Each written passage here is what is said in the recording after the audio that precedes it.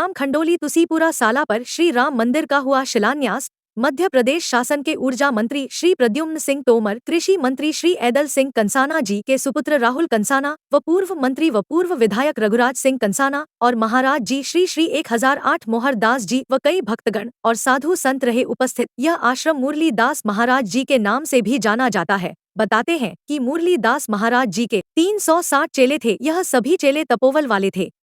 उनमें से एक चेला भगवान दास महाराज जी थे। उन्होंने अपने तपोवन से एक झरना चालू किया था गायों को पानी पिलाने के लिए, मगर वह झरना काफी समय पहले बंद हो गया था, जो कि अब यह झरना महाराज मोरदास जी के तपोवन से और 6 महीने से चल रही रामायण पाठ के प्रभाव से यह झरना पुनः चालू हो गया है। बताते हैं कि यहाँ झरने पर नहाने से कुष्ठ रोग, चर्म रोग, असाध्याय बीमारियां नहाने से व पीने से ठीक हो जाती है।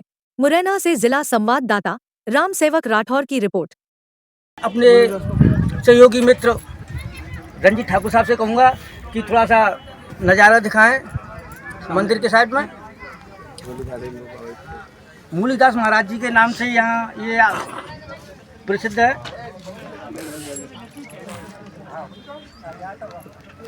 झरना भी बताती है कि झरना भी है। मैं आपको उससे भी रूबरू कराऊंगा। मैं अभी मैं लेके चलता हूँ।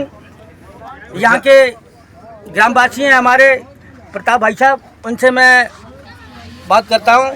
भाई साहब, ये अपना कौन सी जगह पड़ता है? ये क्या जगह का नाम है? तो मैं आपके चैनल का बहुत बहुत धन्यवाद करता हूँ कि आप लोग हमारे बीच में यहाँ पधारे। और ये ग्राम खड़ौली में तुसीपुरा के नज़दीक में साला के नाम से स्थान है। और यहाँ बाबा मुरलीदास का प्राचीन मंदिर है। और ये मंदिर उस ज़माने में हुआ करता था, उस समय जब बाबा जयराम दास जी सिला पे बैठ कर उड़ा करते थे। और एक समय जब इस देश के ऊपर अंग्रेजों का बोलबाला था, उस समय एक बार अंग्रेजों की फौज को चंबल को पार कराना था, तब बाबा मुरलीदास के एक शिष्य थे बाबा भगवान दास, उन्होंने चंबल नदी से पूरी की पूरी सेना को पार कराया था। तो ये बहुत प्राचीन तपोस्थली है और यहाँ पर प्राचीन झरना भी है बाबा का। और आज से उस समय में बाबा के 360 चेला हुआ करते थे और 360 चेलाओं में एक चेला का गोबर डालने का, गैया चराने का पूरे साल में एक दिन में एक बार नंबर आया करता था। अन्य पूरे साल में वो कहीं भी बाबा की सेवा में रहते थे। और ये इतनी पावन तपोस्थली है कि महाराज जी के कुछ शिष्य इस प्रकार हुए, उन्होंने इतनी अच्छी ख्याति प्राप्त करी, जिनमें एक मुख्य नाम आता है बाबा भगवान दास का। बाबा भगवान दास जब उनका नंबर आता था गोबर डालने के लिए, तो उनकी डलिया थी गोबर भरने के बाद उड़ के जाया करती थी। तो एक दिन उनके शिष्यों ने देख लिया कि वो भगवान दास की डलिया तो उड़ के जाती है। तो उन्होंने महाराज जी को बताया। गुरु महाराज को जब ये सूचना लगी कि भगवान दास की डलिया उड़ के जाती है, तो महाराज जी ने क्या किया, मुरलीदास बाबा ने जो चना वो होते थे, जो बाजरा, उसको अपने मुंह में दबा लिया और सुबह उसको फेंक दिया बाहर। जैसे चिड़ियाँ चुगने के लिए आई, चिड़िया ने उसको चुंगा तो सारी की सारी चिड़िया मर गई। और जब भगवान दास को बुलाया गया, और भगवान दास से महाराज जी बोले कि ये भगवान दास, ये क्या हुआ है, ये तूने क्या कर दिया? तो उन्होंने कही महाराज मैंने नहीं किया, मुझे नहीं पता महाराज, अब आप ही कुछ करो। कहीं नहीं, आप करो। तो बाबा भगवान दास ने कही कि गुरु का अगर आदेश है, गुरु की अनुमति है, तो मैं निश्चिंत ही कर दूंगा।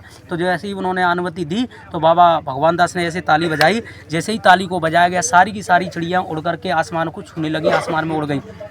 इसी क्रम में एक बार की बात थी, जयराम दास महाराज जी जो कि पर्वत पे वहाँ तपस्या करते थे, सिला पे बैठ कर उड़ा करते थे। एक बार बाबा मुरलीदास की इस शक्ति का परीक्षण करने के लिए, उनकी परीक्षा लेने के लिए, उनको पता था कि बाबा मुरलीदास का जो स्थान है चंबल के पास में, वहाँ गौआ का बहुत बड़ा उनके पास वो था। गौए यहाँ चरा करती थी, शिष्य उनके गौए चराया करते थे। तो उन्होंने परीक्षा लेने के लिए वहाँ से सलाह पे उड़ के आए। उन्होंने देखा कि देखो महाराज जी के पास घी मिलता है क्या। तो अपनी सलाह को थोड़ा सा मंदिर से दूर क्वारी नदी के किनारे सलाह को रख दिया और अपना भेष बदल करके महाराज जी के पास में आए और महाराज जी को दंडवत किया। और महाराज जी से बोले कि महाराज जी मुझे घी की आवश्यकता है, अगर आप कृपा कर दो तो मैं घी मुझे मिल जाए। तो वो महाराज जी ने उनको घी दिया और घी लेकर के वो जब लौट के गए, तो वो शिला पे बैठे। चूँकि महाराज जी समझ चुके थे मुरलीदास बाबा के ये कौन है, उन्होंने अपने तपोबल से उसको पता कर लिया। तो वो शिला पे बैठ के जैसे ही जयराम दास महाराज जी ने उड़ने का प्रयास किया, तो वो शिला उसी जगह पे से हिली नहीं और रखी की रखी रह गई। जब उनको पता चल गया कि अब मेरी तपस्या नहीं चल रही, तो उन्होंने गलती मानी और बाबा मुरलीदास के शरणों में आए और मुरलीदास से कही कि प्रभु मुझे क्षमा करो, मुझसे गलती हो गई, मुझे नहीं पता था कि ये साला ये मुरलीदास बाबा की तपोस्थली भी इतनी अच्छी और इतनी प्रसिद्ध तपोस्थली, महान तपोस्थली है। तो जब उन्होंने ये देखा कि ये बाबा जयराम दास उनके सामने क्षमा याचना मांग रहे हैं, तो उन्होंने क्या किया, उन्होंने उनको अनुमति दी और आशीर्वाद दिया कि हे जयराम दास अब कोई दिक्कत नहीं, लेकिन भविष्य में आप इस प्रकार का, तो फिर वो वहाँ से चले गए नीचे और शिला पे बैठे, तो शिला फिर महाराज जी के आशीर्वाद से शिला उसी तरह जैसे पहले उड़ती थी और उड़ करके जयराम दास जी महाराज चले गए। तो ये ऐसी पावन तपोस्थली है। ये तो उनके एक ही चेला का मैंने वर्णन किया था बाबा भगवान दास का, ऐसे तो 360 चेला हुआ करते, तो आज कागजों में विलुप्त है जो उनको उनके बारे में, हाँ कुछ शिष्यों के बारे में जानकारी यहाँ लोकल से मिली, चूँकि मैं भी जानती है सीधे सुनता आ रहा हूँ। ये प्राचीन तपोस्थली है, यहाँ पर गौएं चरा करती थी और मुरैना का वो ये बोलते हैं कि यहाँ गाय उन महाराज जी के पास बहुत ज्यादा थी, 500 या 700।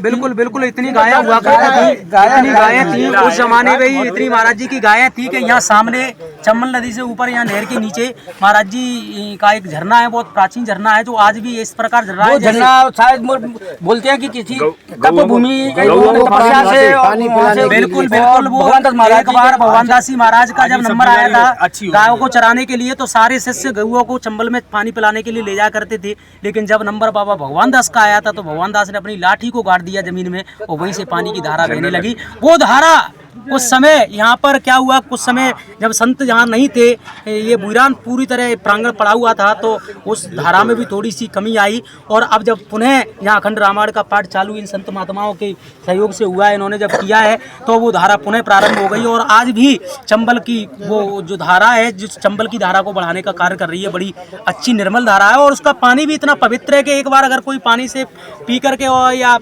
कोई स्नान कर लेता है उस जल के अंदर, तो किसी भी प्रकार का जो रोग होता है वो रोग भी नष्ट हो जाता है। बिल्कुल, तो ये बाबा की महिमा है। और अभी यहाँ पर भी मंदिर स्थल में भी आपने देखा है प्रांगण में ये सामने हेडपंप है, तो हेडपंप का जल भी इतना पवित्र और निर्मल जल है कि अगर किसी के शरीर में कोई हड्डियों में दर्द होता है तो अगर वो यहाँ से बाबा का स्मरण करने के बाद उस जल का ग्रहण करता है जल को, हाँ, तो उसकी भी वो बीमारी है और जो दर्द होता है वो भी विलुप्त हो जाता है। तो ये बाबा की कृपा है और उनकी। और आज ये बोलते हैं कि ये महाभारत कालीन भी यहाँ बहुत अच्छा हो रहा है, महाभारत कालीन से ये प्रसिद्ध रहा है। बिल्कुल, ये बात बिल्कुल सत्य है, बहुत प्राचीन तपोस्थली है और हमारे क्या पूर्वजों के